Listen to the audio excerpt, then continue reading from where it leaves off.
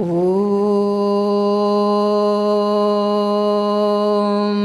विश्वानि देव सवितर्दुरितानि परासुव यद्भद्रं तन्न आसुव। ॐ शान्ति शान्ति शान्तिः।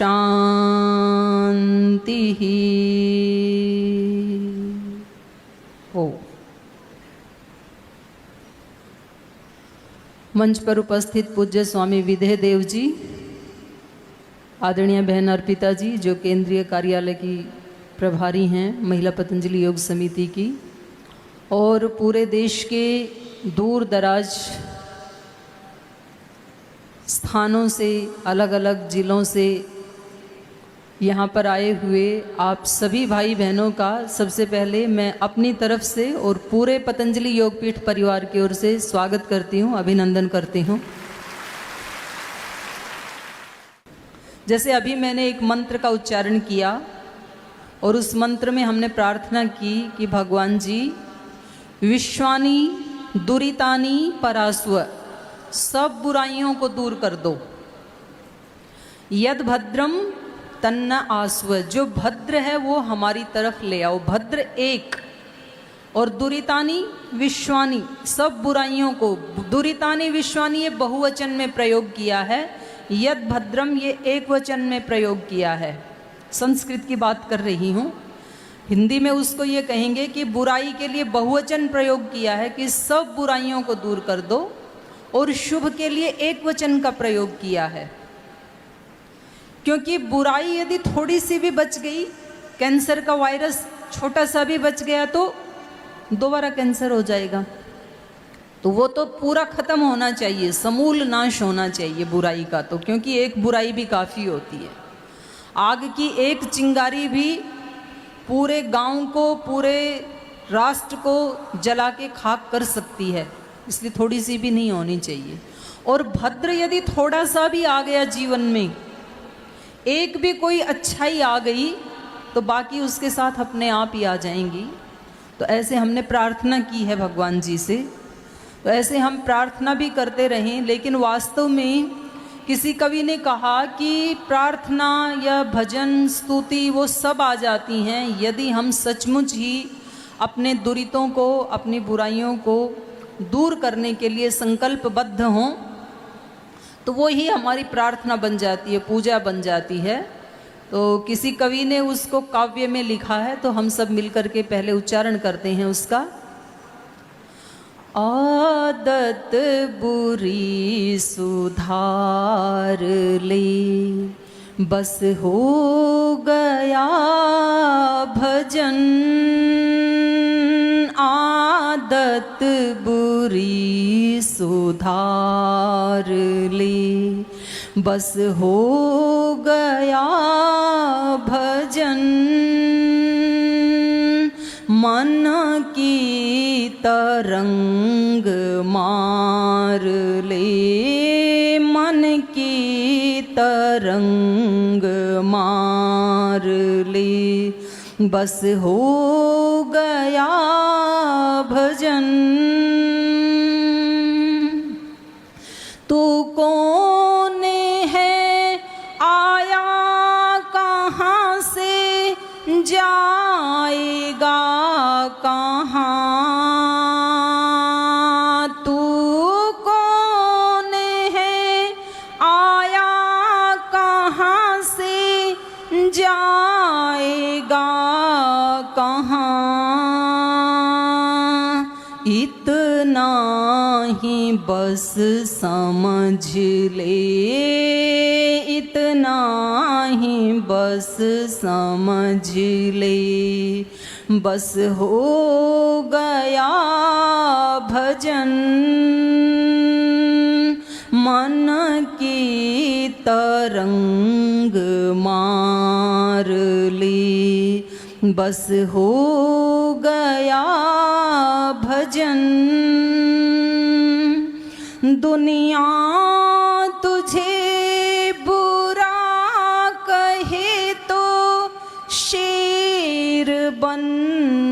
सुन,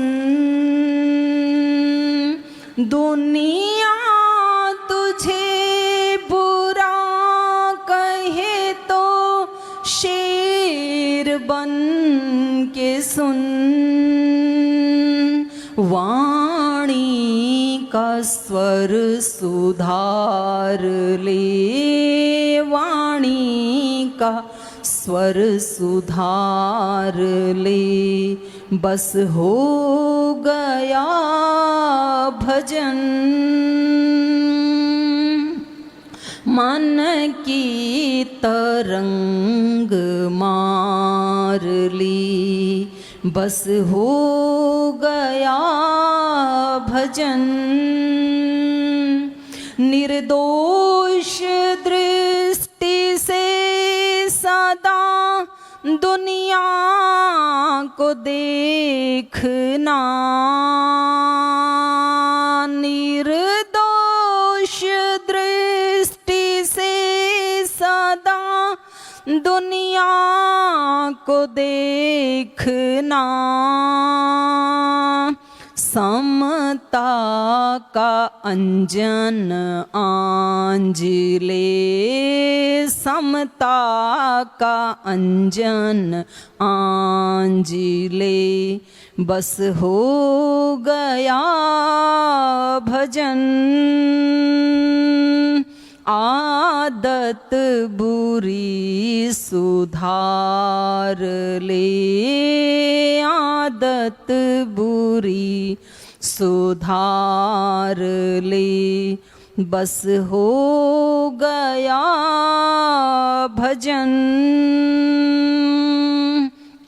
मन की तरंग मार ले, मन की तरंग मार ले, बस हो गया भजन, बस हो गया भजन।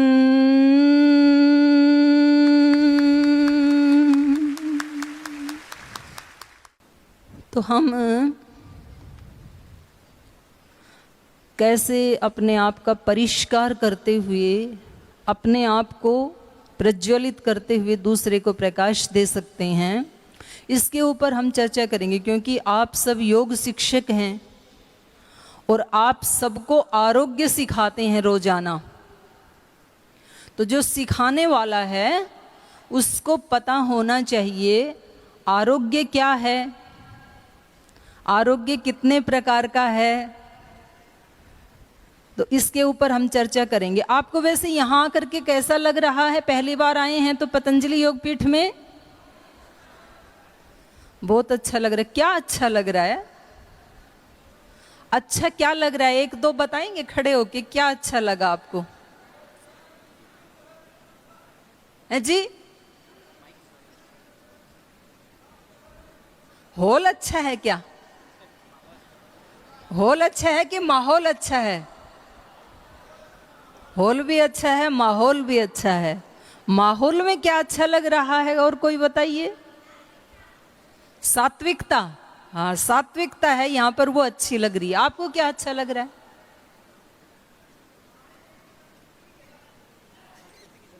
संस्कृति की झलक दिखाई दे रही है, वो अच्छा लग रहा है। बहुत अच्छी बात है। और क्या अच्छा लग रहा है? आत्मसंतुष्टि हो रही है यहाँ पे। माता बोल रही सबकी भलाई की भावना दिखाई दे रही है यहाँ पे, इसलिए अच्छा लग रहा है। पवित्रता दिखाई दे रही है, बड़ी अच्छी बात है। बहन ने तो पकड़ लिया फिर। तो अब जी, भौतिक विकास, भौतिक विकास अच्छा लग रहा है कि कितने अच्छा अच्छा बना रखा है। तो भौतिक विकास को कैसे उठा के ले जाओगे? हैं जी? गुरु की कृपा अच्छी लग रही है, किसी को यहाँ पवित्रता दिखाई दे रही है, किसी को यहाँ का इन्वायरमेंट बहुत अच्छा लग रहा है जी? यहाँ जो बताया जा रहा है वो भी अच्छा लग रहा है। जी जी, सब भर के ले जाना है यहाँ से। यहाँ की पवित्रता, यहाँ की दिव्यता, यहाँ का पुरुषार्थ, यहाँ की शांति, जो जो कुछ आपको पकड़ में आ जाए, आपके झोले में भरा जाए, उतना भर ले जाना। बहुत अच्छी बात है, क्योंकि जो हमारे साथ होता है, हमारे अंदर होता है, वही टाइम पे काम आता है। बाहर की पवित्रता जितनी देर बाहर हैं तब तक तो ठीक है, उसके बाद कौन सी काम आएगी? अपने अंदर वाली। उसको हम अपने अंदर भर के ले गए तो जहां भी हम हैं वहीं प्रसन्न रहेंगे। फिर तो मैं बात कर रही थी कि आप सबको आरोग्य सिखाते हैं, तो आप मेरे को ये बताइए कि आरोग्य कितने प्रकार का होता है? किसको आप आरोग्य कहते हैं जो आप सिखाते हैं? कोई भी बताएं, बातचीत करेंगे, आपको इन्वॉल्व रहना पड़ेगा, केवल भाषण देना नहीं है जी। कितने तरह का आरोग्य होता है? वात पित्त कफ। और कोई बताएंगे आरोग्य कितने प्रकार का होता है? आरोग्य का डेफिनेशन नहीं। आरोग्य तन का, आरोग्य मन का, आरोग्य आत्मा और बुद्धि का। वाह क्या बात है, माता ने बड़ा जोरदार उत्तर दिया। 3 प्रकार का आरोग्य होता है, शारीरिक तन का, मानसिक बौद्धिक और तीसरा आत्मिक। 3 प्रकार का आरोग्य बताया। बस आ गया, अब इसमें और मत पूछो, ये तो पूरा हो गया उत्तर, और तो कुछ बचा ही नहीं। इसी को हम यदि 2 शब्दों में कहें तो हम ये कह सकते हैं कि आरोग्य बाह्य और आरोग्य आंतरिक। यदि हम आयुर्वेद की भाषा में बात करें तो वहां 4 शब्दों का प्रयोग किया गया है। रोग, रोग का हेतु, आरोग्य, आरोग्य के उपाय। तो आपने आरोग्य बताया पहले, तो आरोग्य के कारण क्या क्या हैं? रोग क्या हो गया? जो आपने आरोग्य बताया तो इससे उल्टा हो गया रोग। तो आरोग्य 3 प्रकार का बताया माता ने, शारीरिक आरोग्य, मानसिक आरोग्य, आत्मिक आरोग्य। ऐसे ही फिर रोग भी 3 प्रकार के हो जाएंगे, शारीरिक रोग, मानसिक रोग, आत्मिक रोग। शारीरिक रोग कौन कौन से होते हैं? वो अभी एक भाई ने बताया था, वात पित्त कफ के बिगड़ने से जो भी विषमताएं शरीर में पैदा होती हैं, तो वो सारे डिजीज जितने भी आप बताते हैं रोजाना योग शिविर के समय, बीपी, शुगर, सारे रोग, सभी तरह के दर्द, घुटने का दर्द, सिर दर्द, कमर दर्द, कंधे का दर्द, सारे वो आ जाएंगे किसमें? वात पित्त कफ की विषमता। ये शारीरिक रोग हैं। और मानसिक रोग कौन से हैं? मन के रोग कौन कौन से हैं?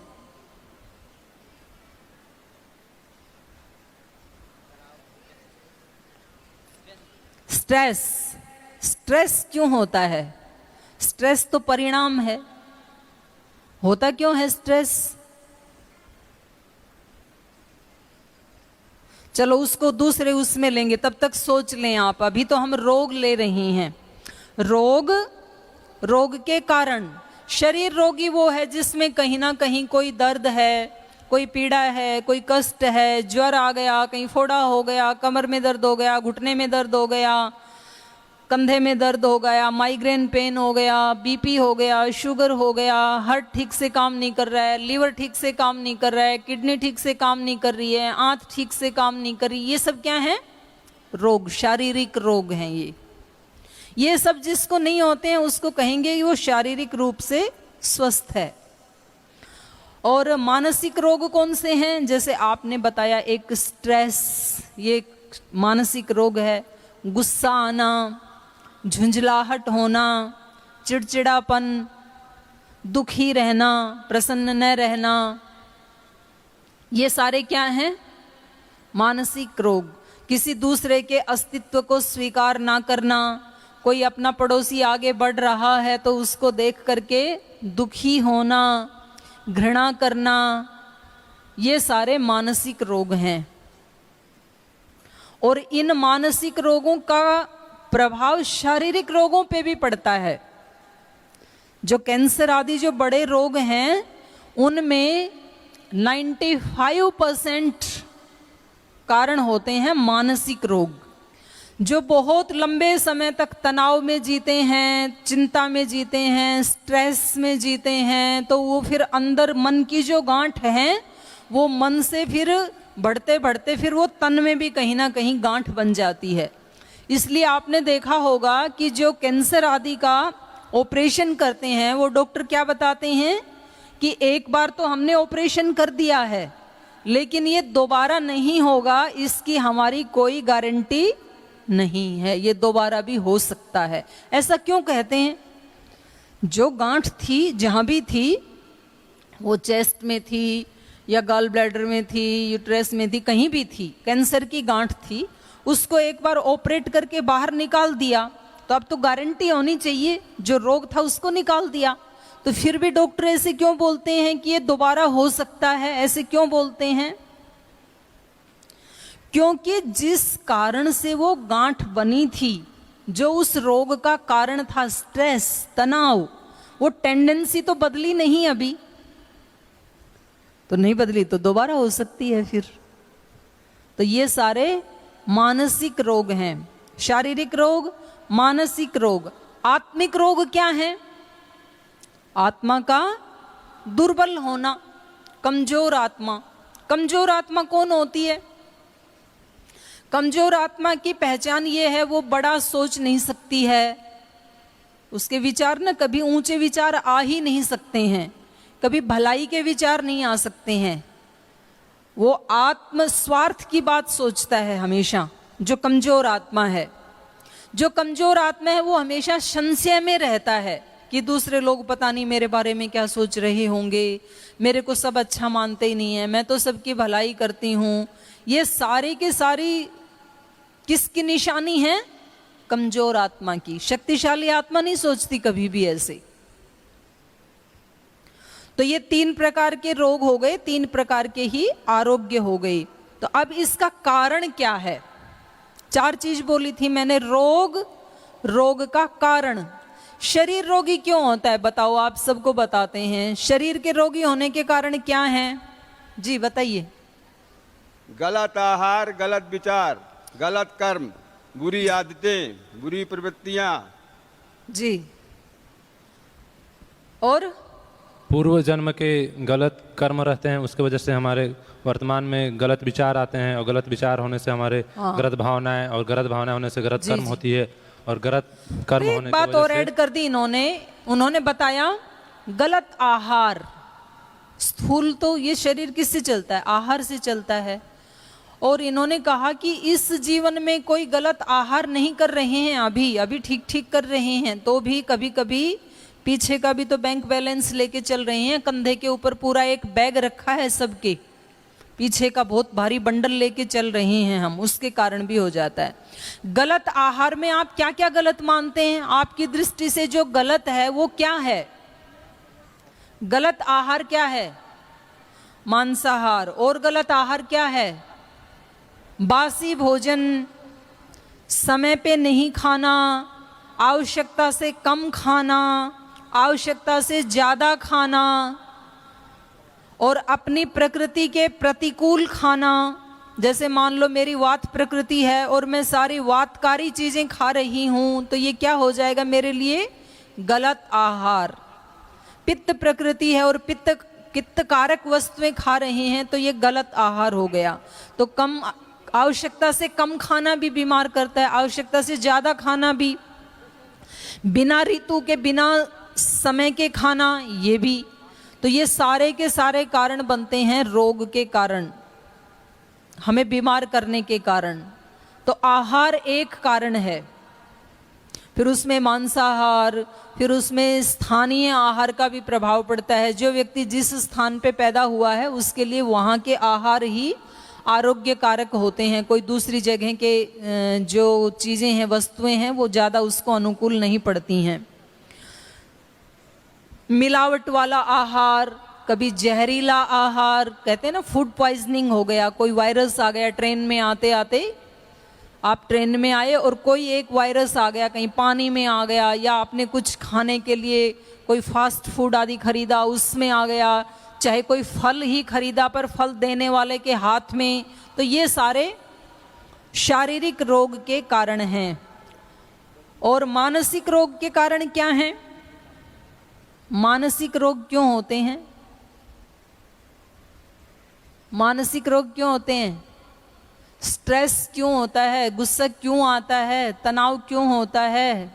घृणा क्यों होती है?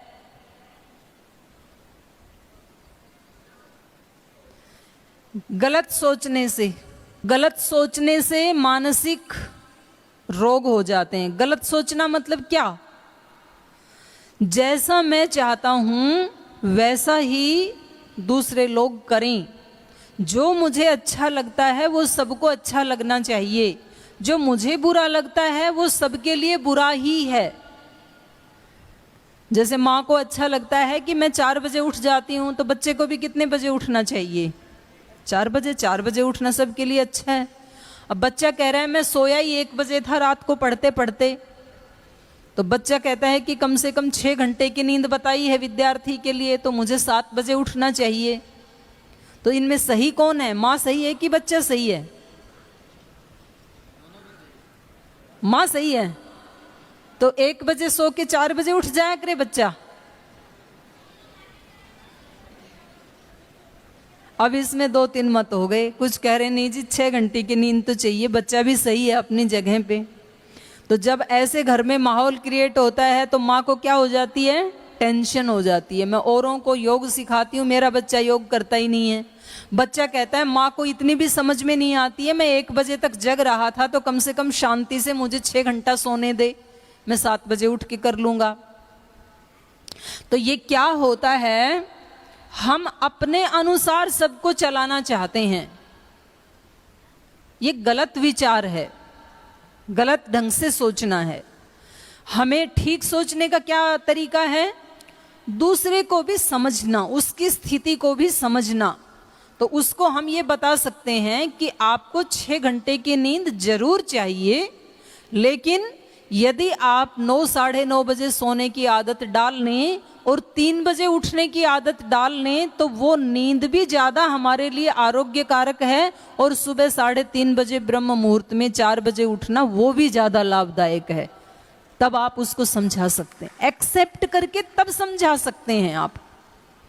डॉक्टर रोगी को कभी भी लताड़ता नहीं है। डॉक्टर के पास जब रोगी आते हैं और डॉक्टर बोले कि तुमने गलत खाया था इसलिए रोग हो गया, अब भुगतो आपने जैसा किया था, तो रोगी का क्या हाल बनेगा? तो डॉक्टर क्या करता है? जैसा भी रोगी है उसको पहले स्वीकार करता है बिना परेशान हुए, और फिर उसका ऑपरेशन करता है, फिर उसको डाइट चार्ट बना के देता है। अब आप ये चीज़ें खाना, ये चीज़ें मत खाना, अब आप शराब मत पीना, अब आप मांसाहार मत करना, अब आप ये एक्सरसाइज करना, अब आप ये प्राणायाम करना, ऐसे उसको बताता है, तो फिर वो उसको फॉलो करने लगता है। तो ऐसे ही हमें अपने परिवार में, समाज में, घर में, संस्थान में, संगठन में, नहीं तो फिर झगड़े होते रहते हैं। बोल जी संगठन वाले ऐसे करते हैं, हमें तंग करते हैं। संगठन वाले बोले जी योग प्रचारक हमें तंग करते हैं। फिर बोले प्रभारी हैं वो योग शिक्षकों को तंग करते हैं। योग शिक्षक बोले प्रभारी हमें तंग करते हैं, क्योंकि सब अपने ढंग से सबको चलाना चाहते हैं। तो ये सोचना कैसा है? गलत। और गलत सोचने से क्या होंगे? मानसिक रोग। तो ये रोग का कारण है गलत सोचना। आत्मिक रोग का कारण क्या है? ये ऊपर वाले दोनों ही। जब शरीर रोगी होगा, मन रोगी होगा, तो आत्मा अपने आप ही रोगी होगा, अपने आप ही कमजोर होगा।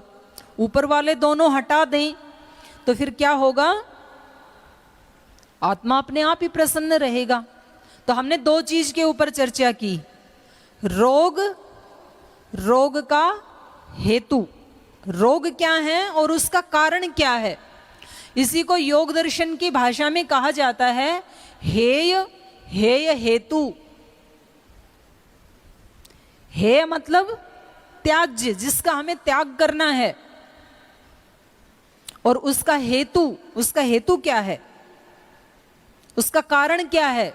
क्योंकि जब तक हम कारण को नहीं बदलेंगे तब तक हम निवारण नहीं कर सकते हैं। तो हमें रूट को पकड़ना पड़ेगा। हम ऊपर ऊपर से कटिंग करते हैं पेड़ की और नीचे जड़ को नहीं उखाड़ते हैं तो पत्ते दोबारा नए आते रहेंगे। रोग का रूप बदलता रहेगा, रोग का साइज बदलता रहेगा, रोग देने वाले व्यक्ति बदलते रहेंगे, लेकिन रोग होने की टेंडेंसी नहीं बदलेगी। आज आपको इस व्यक्ति से इरिटेशन हो रहा है, कल दूसरे से होगा, परसों तीसरे से होगा। जहां जहां जाएंगे वैसा वैसा इन्वायरमेंट बनता जाएगा हमारे आसपास और हम वैसी की वैसी स्थिति में रहेंगे जीवन भर।